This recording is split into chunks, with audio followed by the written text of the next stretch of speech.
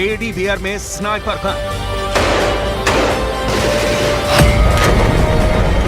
School मस्जिदों में terror network,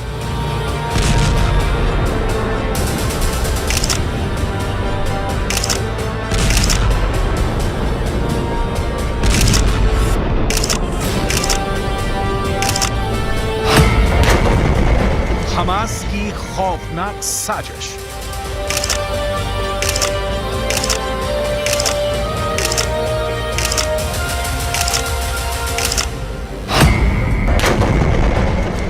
IDF के खिलाफ बड़ा प्लान।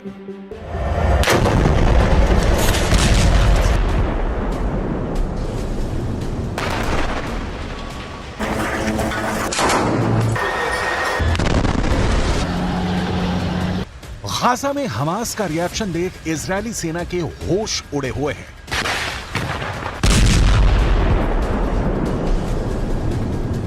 इजरायली सेना की बमबारी के बीच हमास ने गाजा में जो व्यू रचना की है, बेंजामिन नेतन्याहू के पास उसका कोई तोड़ नहीं दिख रहा।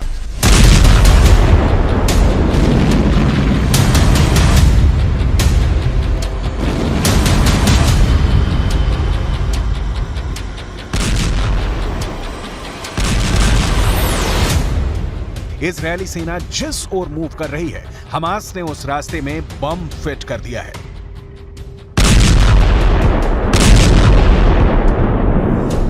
यह सही है कि 19,000 फिलिस्तीनियों की मौत हुई, लेकिन इजरायली सेना की जीरो डेथ वॉर की स्ट्रेटजी के भी परखच्चे उड़ गए हैं।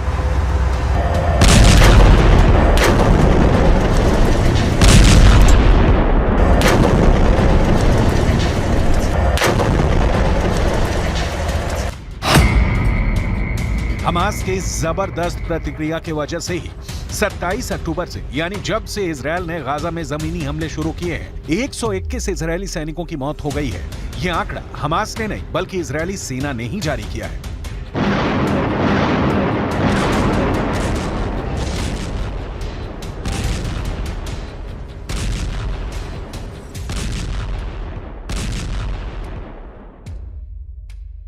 चालीस से 45 किलोमीटर लंबी और 6 से 10 किलोमीटर चौड़ी गाजा पट्टी में हमास ने ऐसी कौन सी तैयारी कर रखी है कि इजरायली सेना गाजा पर अब तक कब्जा पाने में असमर्थ रही है।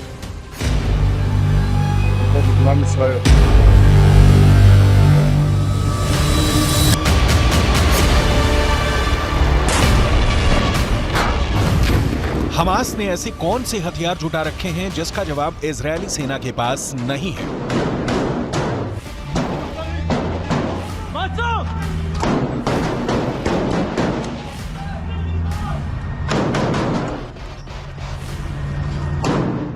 हमास के लड़ाकों ने पूरे गाजा में फैली सुरंगों की रचना कैसे कर रखी है कि इजरायल की सेना उनमें घुसने से पहले ही मात खा रही है। इन सारे सवालों का जवाब डिटेल में दिखाएंगे।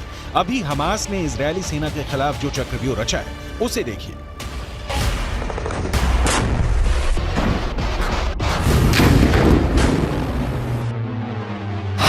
हमास नए नए तरीकों से आईडीएफ के जवानों पर हमले कर रहा है। हमास के आतंकियों ने गोलियों के अंदर बम भरकर उसमें रोने की आवाज निकालने वाले स्पीकर लगा दिए हैं।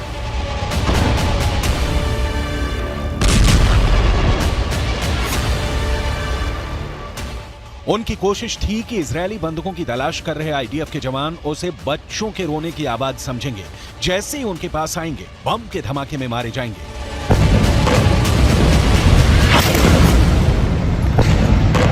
लेकिन हमास डाल डाल खेल रहा है तो इजरायल पात पात। इजरायल इंटेलिजेंस यूनिट ने इस साजिश का पता लगा के अपने जवानों को अलर्ट कर दिया, जिसके बाद डिस्पोजल स्क्वाड ने उन्हें निष्क्रिय कर दिया।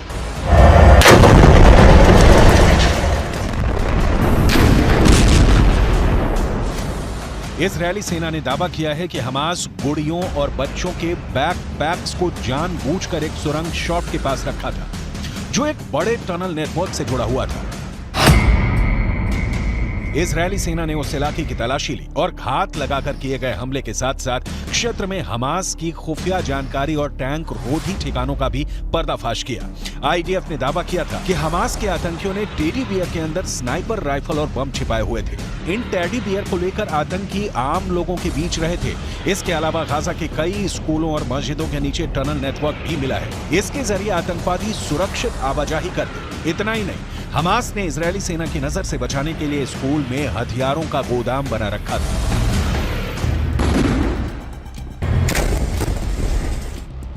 हमास के पास बिना शक इजरायल वाला वेपन पावर नहीं है, लेकिन हमास के पास हथियारों में घरेलू रॉकेट, अपग्रेडेड AK-47 और सोवियत संघ के दौर के मशीन गन के अलावा कई सस्ते, नए और चोरी किए हुए हथियार हैं। कई ऐसे एडवांस्ड हथियार भी मिले हैं जिनकी सप्लाई ईरान ने की, तो कुछ ऐसे हैं जिनका निर्माण उत्तर कोरिया में किया गया। ये जानना भी बेहद दिलचस्प है कि हमास की पसंदीदा राइफल कौन सी है। सोवियत दौर में निर्मित 7.62 मिलीमीटर कैलिबर वाली AK-47 असॉल्ट राइफल हमास का सबसे पसंदीदा हथियार है। आतंकी इसकी मदद से कई राउंड तक गोलियों की बौछार करते हैं। इसके अलावा SVD, ड्रैगुनो, क्रूज semi automatic 7.62 millimetre calibre sniper rifle का इस्तेमाल हमास 20 किलोमीटर दूर से हमला करने के लिए कर रहा है। हमास के ट्रक भारी machine gun M2 browning HMG से लैस हैं। ये पैदल सेना हल्के बख्तरबंद वाहनों और कम उड़ान वाले विमानों को आसानी से निशाना बना सकते हैं। ये समझना बहुत जरूरी है, हमास जैसे संगठनों के पास जो भी हथियार हैं वो या तो ईरान से आए हैं या हमास ने स्मगलिंग से उसे मंगाया है या सोवियत दौर के हैं। इन हथियारों से हमास इजरायल को नुकसान तो पहुंचा रहा है। 9 किलो वाला RPG-7 rocket propelled grenade launcher Hamas का फेवरेट है। ये काफी सस्ता और उपयोग में आसान है। सोवियत संघ का बना यह हथियार कंधे पर रहता है और एक ट्यूब से रॉकेट दागता है। ये रॉकेट आसानी से 200 से 700 मीटर की दूरी पर मौजूद टैंकों को आसानी से तबाह कर सकता है।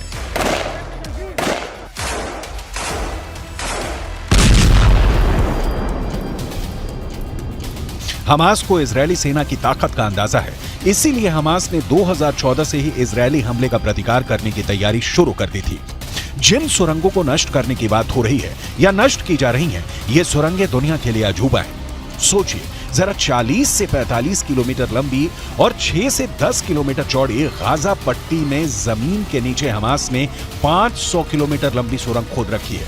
इन सुरंगों में हमास की जान बसती है। इनके हथियार, इनके लड़ाके, इनके नेता सारे सुरंगों में शरण पाते हैं। जहां तक सुरंगों के सफाई की बात है तो इजरायल ने बहुत सी सुरंगों को मटिया मेट कर दिया है, लेकिन अभी ऐसी कई सुरंगें हैं जहां अब भी इजरायल की सेना नहीं पहुंच पाई है। इन सुरंगों को नष्ट करने के लिए अब इजरायली सेना इनके भीतर समंदर का पानी छोड़ रही है। हमास का बचना मुश्किल नहीं, नामुमकिन है। लंबे वक्त तक हमास के टिके रहने की कोई संभावना नहीं दिख रही है। ईरान, जिससे सबसे ज्यादा हथियार मिलने की हमास को उम्मीद थी, उसने साथ छोड़ दिया है, लिहाजा हमास फंस गया है। बाकी किसी भी अरब देश से उसे कोई मदद नहीं मिल रही, जबकि इजरायल को अमेरिका से सीधे हथियारों की सप्लाई हो रही है। नतीजा जमीन पर दिख रहा है। لما سمعنا الدب طلعنا برا نشوف ايش اللي صار، لقينا دار جيراننا المسلمي انقصفت على الطابق الرابع، وفي طبعا شهداء وفي جرحى وفي واحد شهيد لسه من امبارح لقيت طلوع। इजरायल की ओर से ताबड़तोड़ हवाई हमलों ने गाजा के कई शहरों को खंडहर में तब्दील कर दिया है।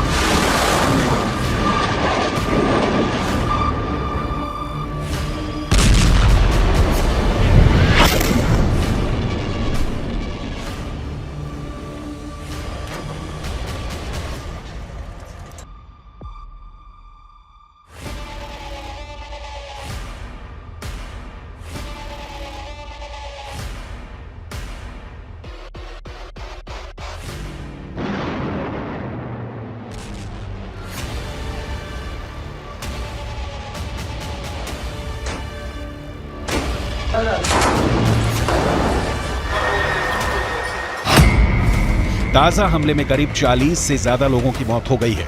सेंट्रल गाजा के एक शरणार्थी शिविर पर हुए हवाई हमलों में करीब 33 लोगों की जान चली गई है। इनमें 14 महिलाएं और 4 बच्चे शामिल थे। रफा शहर में हवाई हमलों में करीब 8 लोगों की मौत हो गई है।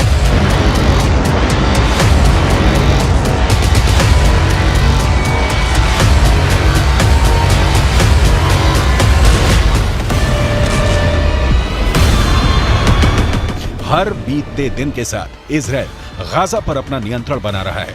खान यूनुस में इस वक्त इजरायली सेना भीषण बमबारी कर रही है। खान यूनुस ने गाजा के कई बड़े शहरों पर इजरायली सेना ने हमले तेज कर दिए हैं। इजरायल के प्रधानमंत्री बेंजामिन नेतन्याहू को बहुत गौर से सुनिए, क्योंकि जिन्हें युद्ध विराम की उम्मीद दिख रही है उन्हें बहुत निराश होना पड़ेगा। बंधकों की मौत की हमास वाली धमकी का इजरायल के प्रधानमंत्री बेंजामिन नेतन्याहू के ऊपर कोई असर नहीं दिख रहा है। אנחנו נשיג את כל יעדינו, חיסול החמאס, שחרור כל חטופינו, והבטחה שעזה לא תהפוך מחדש למוקד טרור, הסתה נגד מדינת ישראל והתקפות נגד מדינת ישראל. אנחנו נמשיך להילחם עד הסוף למען הנופלים ולמען הבטחת חיינו כאן בארץ ישראל. इजरायल फिलिस्तीन की जंग देखते देखते कई पीढ़ियां गुजर गईं, लेकिन 2023 में जिस तरीके से युद्ध छिड़ा है उसने तबाही की नई कहानी लिख दी है।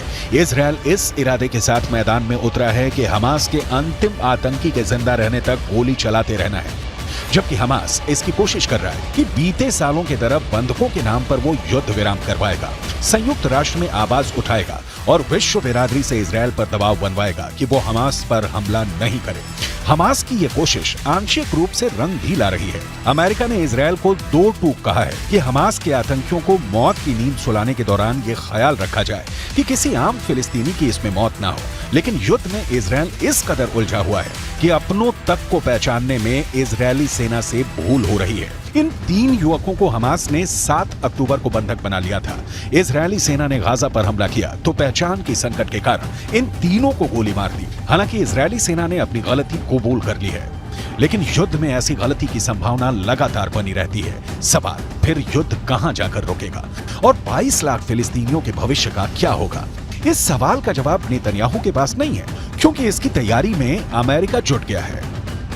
जो बाइडेन का कहना है कि वो एक नई फिलिस्तीनी प्राधिकरण देखना चाहते हैं, जिसे महमूद अब्बास 2005 से चला रहे हैं। बाइडेन चाहते हैं कि संघर्ष समाप्त होने के बाद नई फिलिस्तीनी प्राधिकरण गाजा में कार्यभार संभाले।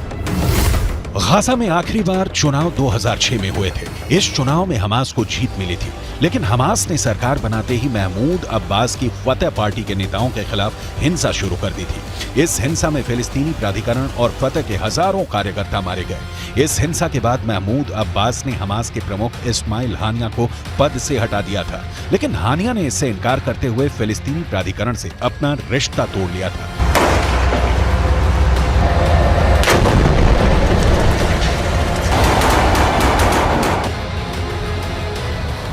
गाजा का क्या होगा? ये तभी तय होगा जब युद्ध समाप्त होगा या युद्ध विराम होगा, और ये दोनों सूरतें फिलहाल तो कम से कम नहीं दिख रही हैं। हाँ, एक बात जो अब तक युद्ध के दौरान देखी गई वो ये कि अरब वर्ल्ड का कोई भी देश हो हमास के साथ जमीन पर युद्ध लड़ने के लिए तैयार नहीं है, ना ही खुलकर मदद देने के लिए राजी है। यमन के हूथी विद्रोहियों के हमले या लेबनान के हिजबुल्लाह लड़ाकों के अटैक इजरायल को रोक पाने में समर्थ नहीं है, और इजरायल तभी युद्ध विराम करेगा जब हमास के अंतिम आतंकी को मारकर वो गाजा पर कब्जा कर ले।